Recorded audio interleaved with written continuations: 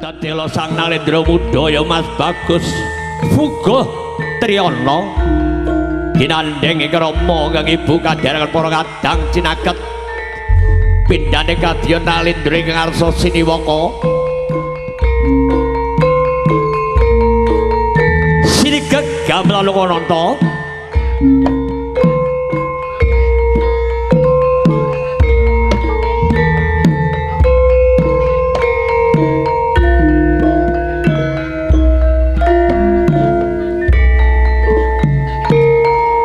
Sagung para bapak ibu tamu undangan kula suwun kadhanget jumeneng sawetawis wonten papan pun sewang-sewang saperluan durung doa restu rame gemuruh pindhane Candaka munya balumbang kodhok ngorek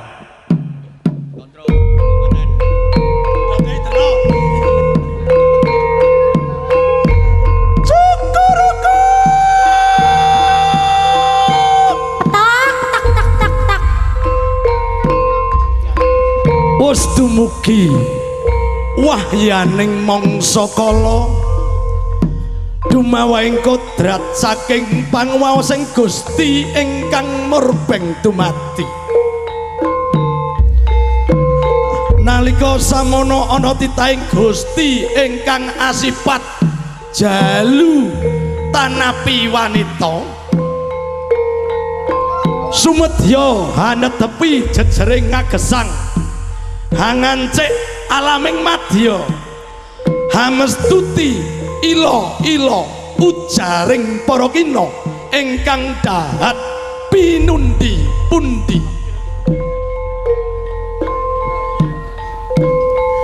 saksana kumlawe astane penganten kakung sarwi hambalang gantal mring penganten putri ingkang winastan gondang tutur keparenga datan saronto penganten putri Giya Gumanti hambalang gantal mring penganten kakung ingkang winastan gondang kasih punapa ta wujud werdinipun gantal minangka sarana bebalanganipun penganten sarimbit pranyata gantal dumadi saking sedah lininting tinangsulan lawe wenang saha pinilih suruh ingkang matemuros keparenga mengku mergul sinandi suruh lamun ta dinulu seje lumah lawan kurepe nanging lamun ta ginigit padha rasane ingkang ateges sawiji jejering priya sawiji jejering putri nanging lamun ta wis manunggal TKT bisa manunggal cipta rasa miwah karsane pinasti jatuh kramane Sripit ngombe tajin senajan saipit nggo tamba pengen Pak Tik monggo wis ata nyantol iki mong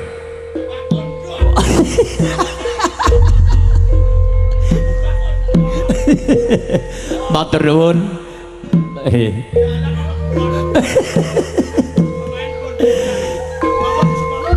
nglajengaken manjing sangat damping tarup agung ing Siniwerjan Nur Kuning kanan kiri wonten pisang gawok sakembaran tondo yekti pangayoman dauping temanten sangat dikipun temanten kakung ngantiaken sukunira wonten saking giling Garuda sepasang ya garu pasangane kali nurupan cindhi lurik ngajengipun wonten Bokor Kencana ingkang isi Tirta Perwitasari Sarah Ron Mancawarni minangka kangge amijii ampeane siat pojot manten inggih Mas Bagus Fuguh Triyana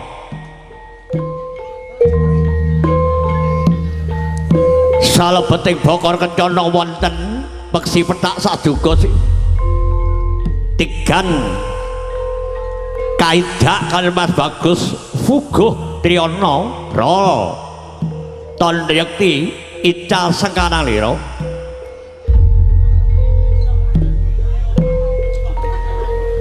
manjing sangandhaping tarup agung sang Jatmaja temanten Sarimbit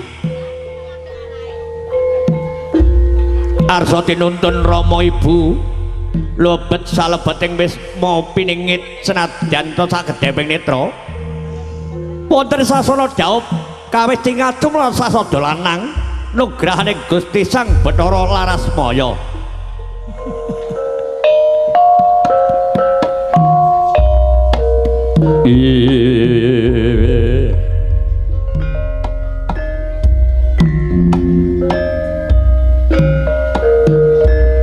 Dijembryoning paiwanan golak setane ing upacara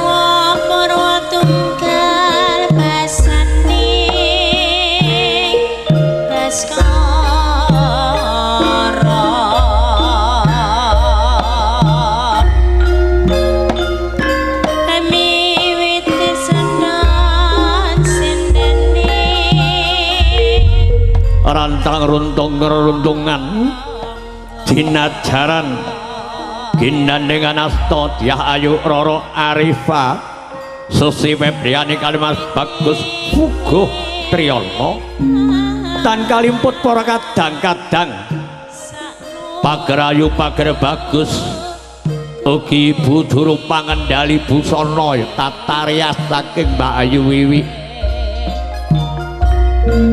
dinaket wonten ing sasana rinancang sigra minggah wonten ing Stinggil Binaturata kana-kana nggir mara agi munggah ana ing sasana palungguhan kana ya nggir Bapak pintos kalih ibu tansah nderekaken ingkang putra Sarimbit minggah wonten ing sasana rinancang ya sasana rinenggo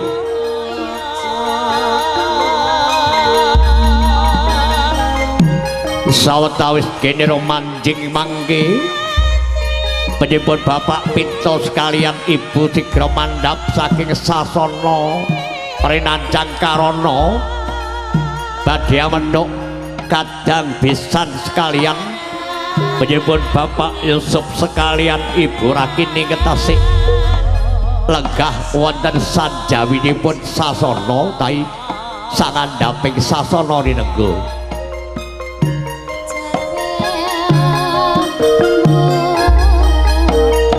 lenggah jajar sumandhing putra Sarimbit monggo Pak Pinto mandhap saking Stinggil kalian Bu Gani saya tinaket Gerul Maksana tan kalimput Sigra Jawatasta tandha yekti nderekaken kawilujenganipun rawuhipun sugeng rawuh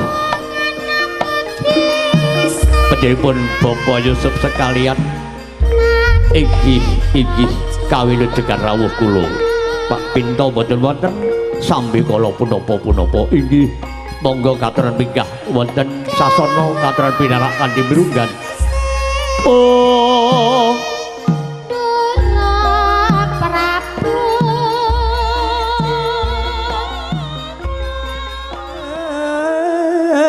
ana bale lumut ambrang genggang bale lumut ambrang jadaring wanita kawangku kakung parikedah bekti dateng ingkang garwa arsa lenggah amari keluyaya kondeming Bantala kuduping asta kunjuk dateng ingkang raka ingkang garwa Mas Bagus Fuguh Triyana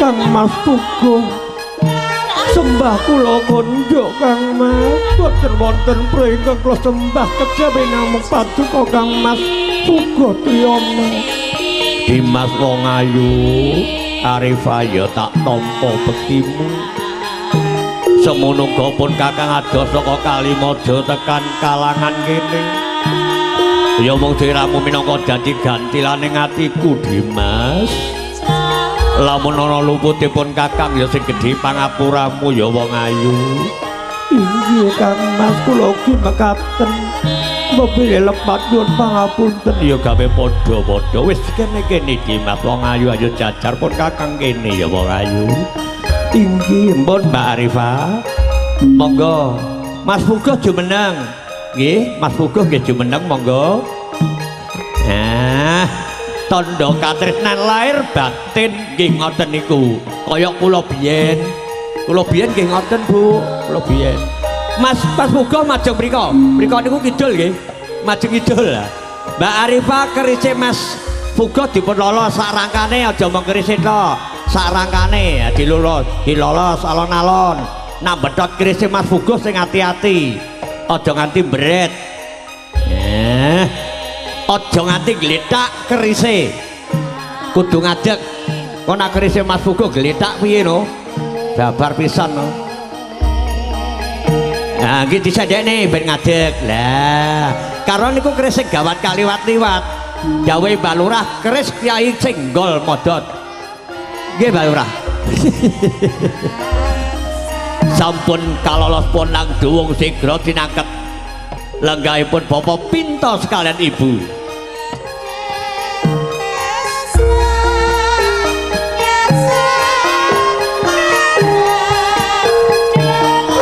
kinandangan asta sigra tinangket lenggahipun anjeng sesedo ana mari kelu mangkono widiling pangandika ibu para sepuh ingkang putra Fugo ngaturaken bekti bilih lepat nyuwun pangapunten saha nyuwun berkah pangestu Ibu nggih Fugo ya tak tampa bektimu ya Le aja wirasa cilik ati kene tak rengkuh kaya anakku lanang dhewe ya sing pinter nggonmu mimpin anakku wadon Arifah ya nggih Bapak ingkang putra ngaturaken bekti saha nyuwun tambahi pangestu Pak Arifah tak tampa ya nok jeneng sira anakku wadon sing tak kudang-kudang rina kelawan wengi dadi wanita kang utama kena kanggo tepa tuladha kulawarga lan sanak sedulur ya nggih inggih Pak wis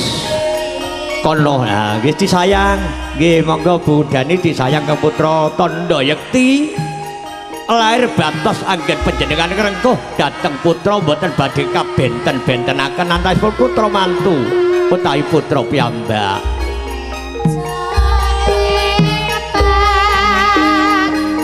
Bapak Mara Sepuh ingkang putra Fugo Triyana ngaturaken pakabekti saha tambahing pangestu nggih Fugo Triyana ya tak tampa ya le jumbuh ibuku mau kene ora bakat banjinje banjiladan baloyot ki ora ya mong aku titip anakku wadon yen ana lupute Arifah ya sing gedhe pangapuramu ya Le inggih Ibu nyuwun tambahing pangestu iya ya no tak jurung puja pangestu muga Gusti ngijabah ana nggonmu brayan enggal pinaringan golek kentana putra kang bisa tata jalma ya nggih inggih Ibu kok Ibu ndang-undang putu lagi putune lagi siji inggih kana bekti marang bapak lan Ibu maratuwa ya no inggih Ibu ngestokaken dawuh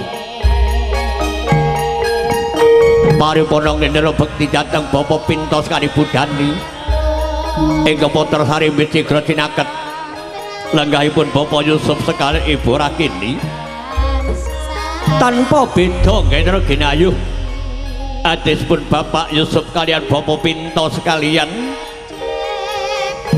jumbuh ngendra ginayuh angudang ingkang putra Sarimbit dadi keluarga kang sakinah mawaddah sarta warahmah Bapak Mara Sepuh sembah kula kunjuk saha nyuwun tambahing pangestu iya ya nggih Arifah tak tampa ya nok bektimu lamun dening sira mapan ana ing Kalimaja uga tak rengkuh kaya anakku wadon Dewi Radakata bandhinde badiladan banayat ki ora ya yen ana lupute anakku lanang fuguh ya sing gedhe pangapuramu ya nggih ibu bapak ibu nyuwun tambah pangestu iya le tak durung puja pangestu jumbo karo bapak ibu para tuamu mau muga ngono brayan pirai pinaring ana kanugrahaning Gusti kang wujud wahyu jodoh sejati ya sejati ning jodoh ya nggih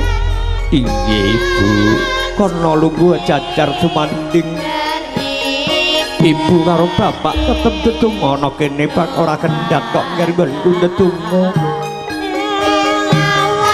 buku dalem bapak kene le caketa bapak ya nggih inggih sembah kula kunjuk bapak iya tak tampa le betimu bapak memparing pitungkas sak klimah marang jeneng sira lamun mapan ana ing kalangan kene ya nggih sregep silaturahmi marang sanak sedulur tangga teparu aja lali to aja kendhat nggon nindakake wajib manembah marang Gusti kang murbeng dumadi miturut kapercayaanmu ya nggih inggih karana wong urip kudu linambaran agama ya le inggih ngestokaken dawuh bapak mbok menawa lamun linambaran agama bisa tentrem uripmu inggih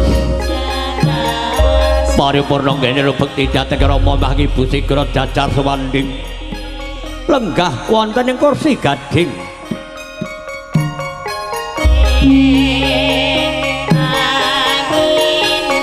sinarengan kadang-kadang tandha raos asung sugata panglipur Mbak Arifah kerise Mas Puguh dipurangkake malih kados wau kados wau dirangkakne melih kados wau dos pundi wau nggih alon-alon nak ngrangkakno kerise Mas Puguh nggih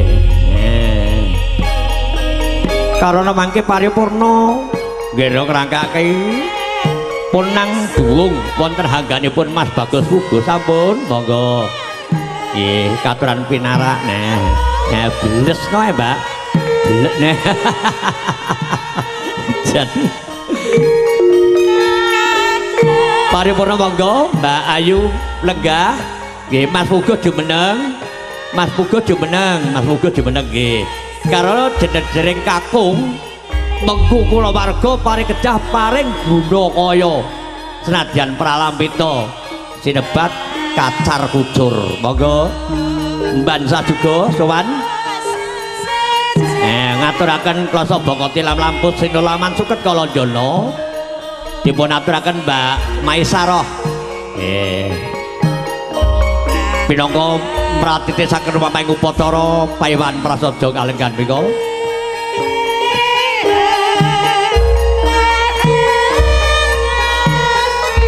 alon mboko alon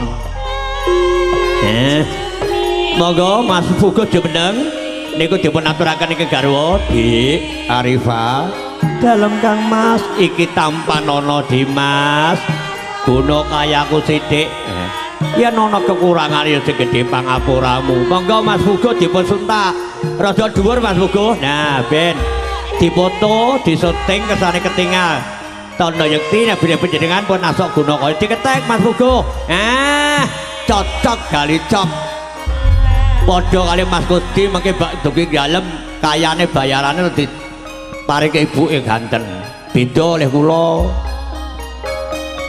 kula sing 40% nyelempet ning kupluk monggo dipun titipaken karo Rama Pak Pinto jumeneng Pak kalian Ibu monggo kalian Ibu karo badhe nampi titipan guna kayanipun ingkang putra Pak Elan buke apa nduk wong ayu kula titip guna kayanipun Kang Mas Puguh Triyono iya ya nggih tak tampa ya nok pitungkase ibu karo bapak dene sira jejering wanita diparing kaya kakungmu kudu ucapmu alhamdulillah sing gemi setiti lan ngati-ati ya nggih inggih Pak ngestokaken dawuh tenan piwelinge bapak ya mung kuwi sedhereng wanita diparingi kaya kagunge ucape kudu alhamdulillah.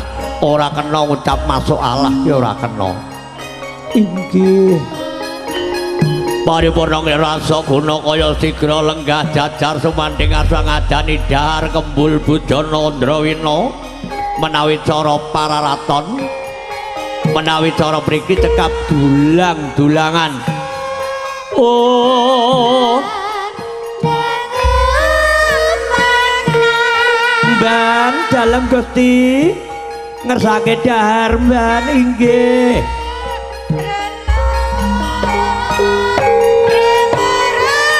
Oh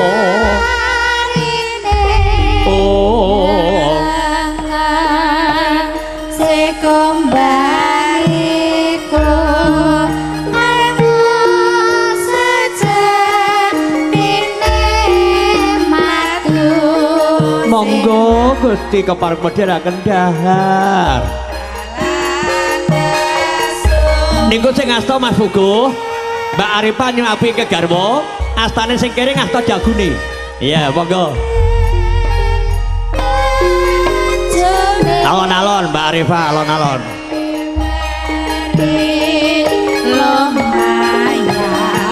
Nah, nggih, dijahar Mas Puguh. Alhamdulillah. Saniki gentos niku sing ngasta Mbak Arifah, Mas Puguh nyuapi ke garwa. Astane sing kere ngasta jagune Mbak Arifah. Nah, nggih, monggo.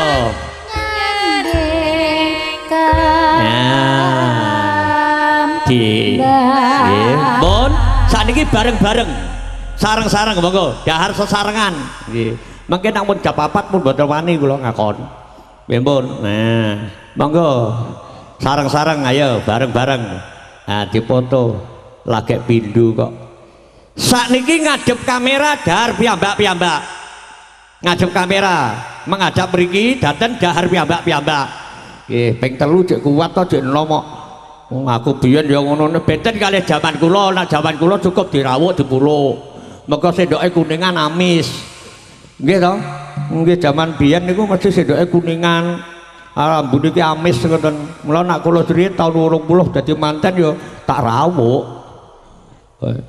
Nek Mas Salim iki wis nganggo sendok putih ngene iki. Paripurna dahar kembul arsa ngunjuk rutuh degan klapa ijo. Monggo. Ndang nyempet udut, ding udut. Yoga-yoga sing ngerokok ndang nyempet udut. Ya nak njaluk ndok neh, njaluk neh kono. Wong pira wiyagane pira kuwi? Yoga 15 mau 30.000 kok. Wis dadi wae setos-setokno lho. Jawahi setos-setokno ora dibayari karo Heri. Monggo nggih. Ujuk kados wau Mbak Arifah nggih.